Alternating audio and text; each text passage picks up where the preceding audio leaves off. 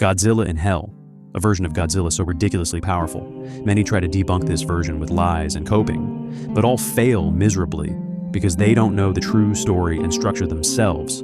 This version of Godzilla destroys his own haters. Godzilla in Hell has been confusing and hard to understand to people for many years.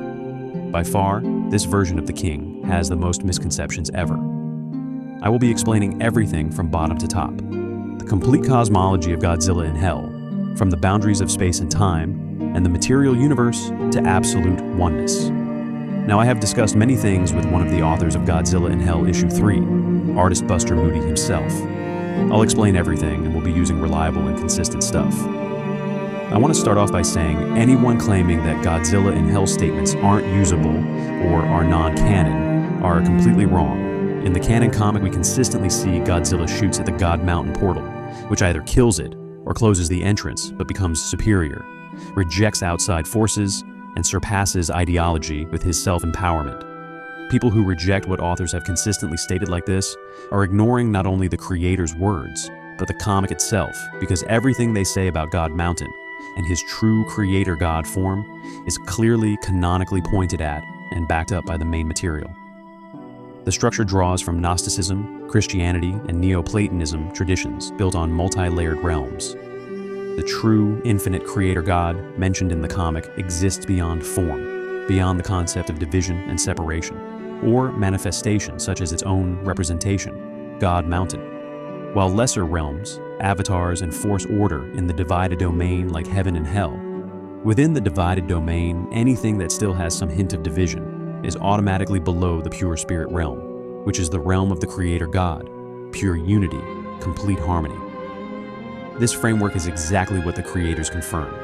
Eric Freitas, Moody, and Ulysses state the creator God is a divine entity in the higher divine, purely spiritual infinite realm, while the God Mountain is a lower manifestation and living proof for the true God who is omnipresent and one with spiritual monad unity. The God Mountain's existence explicitly marks it as a limited emanation or aspect of this God, not the unsurpassable, immutable, absolute, infinite, and insurmountable creator. Consistent in the comic, it commands serve God, submit, and obey peace, the behavior of an avatar of the same creator God that is mentioned, a being that enforces order but is not the transcendent one, a manifestation. When Godzilla rejects this he shoots his divine angelic breath at the heaven portal in a violent collapse that in a lot of interpretations erases the mountain's manifestation. While in the alternate interpretation, Godzilla prevails over it but doesn't kill it after destroying the portal, and scatters the angels who start worshiping him, proving his superiority over the Avatar Mountain. This is the only part where authors have slightly different interpretations. Ulysses Fariñas, who wrote and illustrated the chapter, said that the intent was that Godzilla kills it. Buster Moody and Eric vary. Their opinion is that Godzilla destroys the connection. Godzilla surpassed the mountain, while the true immutable creator in the purely divine realm remains untouched beyond change and division. The comic's panels, its dialogue, its structure, and the creator's own explanations all say the same thing. God Mountain is a limited avatar sent into a divided realm of heaven versus hell, and Godzilla either destroys or rejects that manifestation, while Godzilla has the same potential as the creator God. Denying this is not canon-based. It's simply refusing to accept what the story and its writers consistently present. Some statements that go around are fake, and the authors prove it. Specifically, this green DeviantArt statement is fake. Moody debunks this single image and says the art was swiped, meaning stolen. These two statements may also potentially be fake, because Eric said on Twitter that he interprets that Godzilla closed the portal, while in those Facebook statements he says quite the opposite, so they might be fake. The Twitter statements can be found by a simple search on Twitter profiles of the authors, along with the other Twitter statements by Moody. Also, this God created everything with his imagination is fake too, but Moody says it's pretty accurate. To mix up feats from all issues is false. Authors of the other issues have stated that this comic was meant to be an anthology-style miniseries, which means every issue was its own separate canon, but same theme. So all the so-called anti-feats are completely different. Godzillas with different cosmology systems and different authors, This statement literally means nothing other than the author stating IDW do not have anything to do with the writing. IDW do not make the story, the authors do.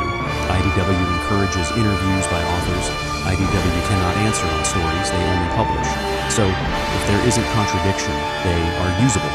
While this statement is for issue 5, God Demon, by Dave Walker, not God Mountain, from the issue 3 separate canon. So, if you use these statements in a failed attempt to debunk Godzilla in Hell, it is only fair to use every other statement that gives us amazing explanations.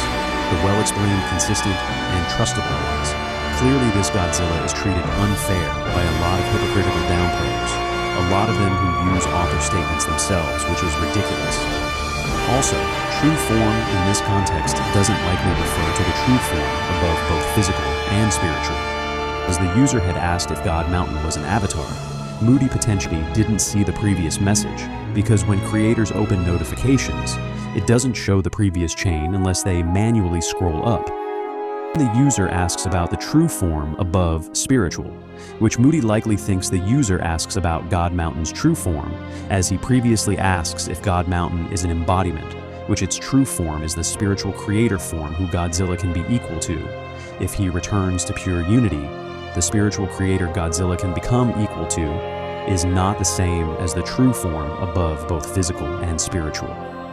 Now, to actually start off, this version of Godzilla is a journey of ascension and vast power growth, rising from finite matter to all in oneness. Godzilla in Hell, a version unlike any other, not just a monster, but a divine entity. The journey begins in the pure material realm, the foundation of all forms and boundaries.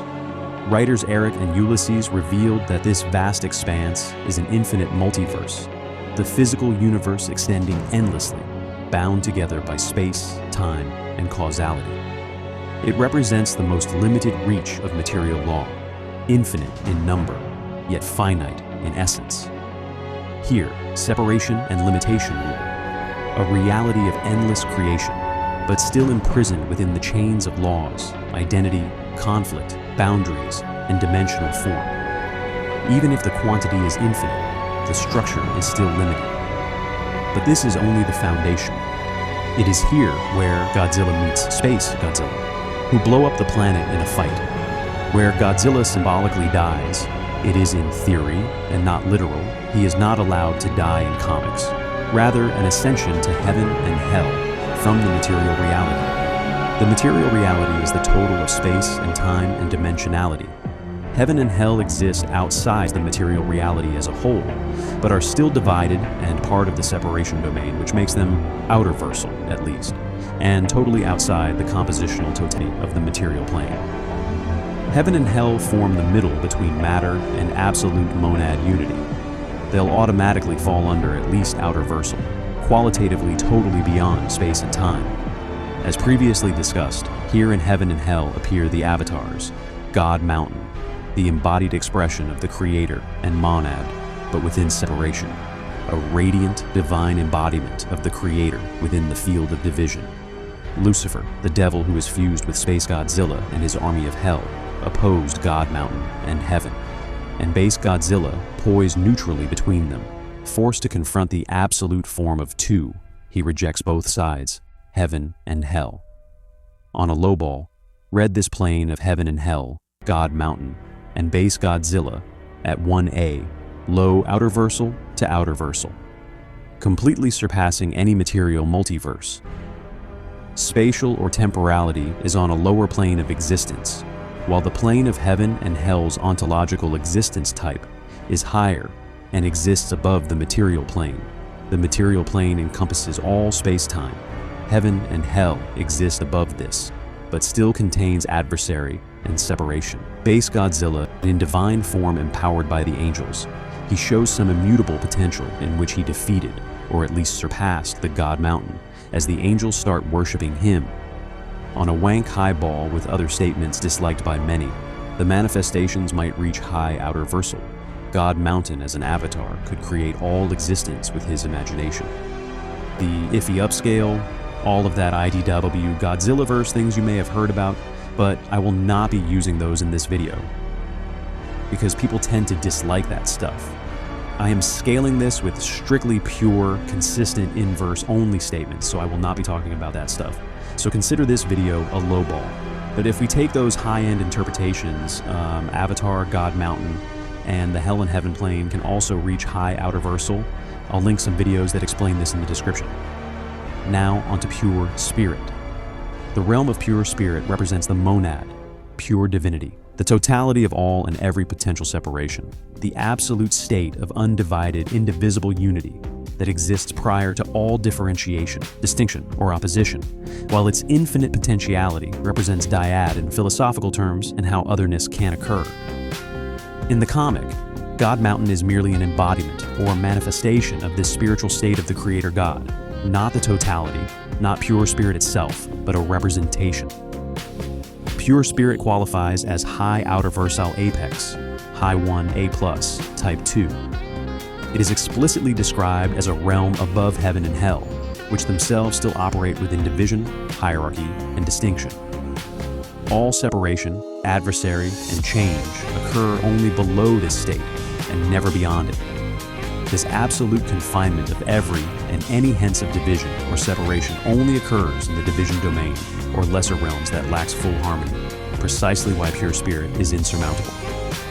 Within the pure spirit plane, positive and negative, being and non-being, existence and non-existence, possibility and possibility are not opposed. They are already one. This is pure non-dual unity and wholeness rather than wholeness and opposite to empty, not achieved through conflict, synthesis, or negation, but through total convergence. No polarity remains operative here, and no concept or obstacles stand in opposition to another. Pure spirit functions as infinite, unbounded potentiality, where every possible structure, hierarchy, narrative, or distinction exists only as unrealized potential, as those are forms of potential divisions. Any structure, logic, or law requires differentiation, and therefore necessarily still has some hints of separation that lacks pure harmony. Thus, any separation or division automatically remains lesser. As such, the pure spirit is prior to adversary, intellect, imagination, including the laws of thought themselves. The Creator God within this realm is not a personality, agent, or actor, but pure, immutable essence. In the pure spirit, the Creator is unchanging, impervious, and unsurpassable, as change, comparison, opposition, and external influence are impossible.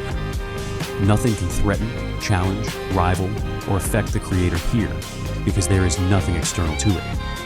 Godzilla's ultimate potential draws from this same omnipresent, limitless essence. Though he is still manifested within the divided domain in the narrative, his highest possible state is to return to oneness with pure spirit, where he becomes identical with this absolute unity rather than a separate being. Beyond this unity, well, not even this state of unity has meaning, which I will discuss later. Within pure spirit, conflict is impossible. Adversary or divided hierarchy does not exist. Comparison has no meaning. Surpassing is incoherent. Godzilla and the Creator are not separate entities in this state, but expressions of the same indivisible unity. They cannot fight, harm, oppose, or surpass one another, because opposition itself does not exist. Even higher is used metaphorically, because any description, including higher and lower, are still divided. Their infinity here is not quantitative power, but identical with infinite potential itself. Pure spirit is not a location, nor an act of creation or destruction. It is the absolute unity that grounds all possible separation while containing none, the ultimate state into which all things dissolve and return. It stands in contrast to separation, which exists only below it, but is not opposed to separation, as opposition itself is a form of division. This final distinction is crucial. Pure spirit is the highest possible non-dual, pure oneness of unity, not two, insurmountable and immutable, yet it remains separation's engine. For this reason, it is not identical to the true form, which transcends even this act of totality and lies beyond all applicability of distinction altogether. Even the unity of separation and distinction like pure spirit doesn't apply. Pure material, separation is not the opposite of pure spirit. Separation is the condition in which opposites arise. Separation contains all this and that, whereas pure spirit is the non-dual unity that contrasts, precedes this duality, and grounds separation without opposing it, which is still a distinction from the true form's perspective. Now let's go on to the true form. The unknowable and ineffable true form scales to tier 0, utterly beyond all distinctions, to the point where nothing can be expressed, thought, or spoken of. Pure spirit remains the reflection of this, the monad, as one, while the true form above this is the state, before even the idea of one has appeared. If pure spirit is the monad, everything that is, everything that can or cannot be, all otherness unified, infinite potentiality for any separation, then the true form is the condition in which expression, relation, and information have not yet arisen. It is not infinite, not finite, not zero, not whole, not empty, not presence, not absence, not even the unity of positive and negative. And distinction does not exist or arise here. The ocean before motion, the flame before light. To describe it is already to step away from it, while descriptions are limitations, and are thus within the division domain. What the combination of everything that makes up physical existence means for the true form. When Moody said, "The true form is the combination of everything that makes up physical existence," philosophically, this means it is the ground in which all the conditions and principles that allow physical reality to appear, like form, causality, pure unity, pure multiplicity, structure, relation, cause, potentiality, limitation, time, space, are no longer distinguishable or separable, not because they are fused, but because the very framework that allows distinction has collapsed, while pure spirit unity is the most truly eternal and fundamental of principles. Pure spirit is the oneness and principle of all separation, the unified field from which all possible distinctive adversaries can unfold below. In this sense, the pure spirit is part of what principles of creation that make up physical existence as the ontological ground, an engine that runs and allows the possibility of division and physicality to occur at all. The true form is God's true unknowable essence, which transcends and unites both the pure unity of pure spirit and pure separation of pure material, existing utterly beyond all distinctions and relation, rather than a oneness that encompasses all distinctions. Anything that still has distinctive adversary or separation only exists below pure spirit. But the true form utterly exceeds it into where nothing can be expressed. But not as a higher synthesis or super unity, not even a unity in any positive sense. Pure spirit is the engine and totality of all potential frameworks, the highest non-dual unity where all ideas and narratives, problems, or conflicts originate. The true form is the absence of information itself, since identity, opposition, and exclusion require distinguishable adversary terms. So any realm where adversary or differentiation appears, including heaven and hell, necessarily lies below the pure spirit. Identity is itself a form of divided limitation. Pure spirit transcends the laws of thought by rendering them inapplicable.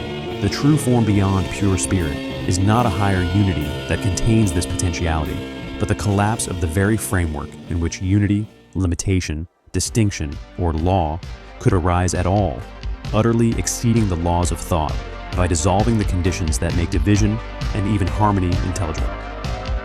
Here's the cosmology map I have made. Pure spirit is unity, the all-in-one. Pure material and separation, the one and all. Infinite potentiality is the ongoing process of dyad, through which distinction, differentiation, and structure emerge and converges back as one. All tiers operate with an adversary distinction, except high Outerversal with a plus and tier 0, so anything below high Outerversal plus can definitely not be pure spirit. Heaven and hell occupy intermediary realms. Because they remain distinguishable and oppositional, they exist within the divided and are therefore ontologically below pure spirit, since anything that retains separation is necessarily beneath this non-dual unity, while spiritual existence is said to include the pure spirit. The true form is the ineffable unknown, beyond unity and separation. It is not a synthesis of the two, but the ground from which both the all-in-one unity and the one-in-all separation are the same. What's up, guys? Please make sure to like and subscribe, and in part 2, I'll be going over Godzilla's singular point scaling in contrast to Godzilla in Hell, and all I will say is, someone is cooked.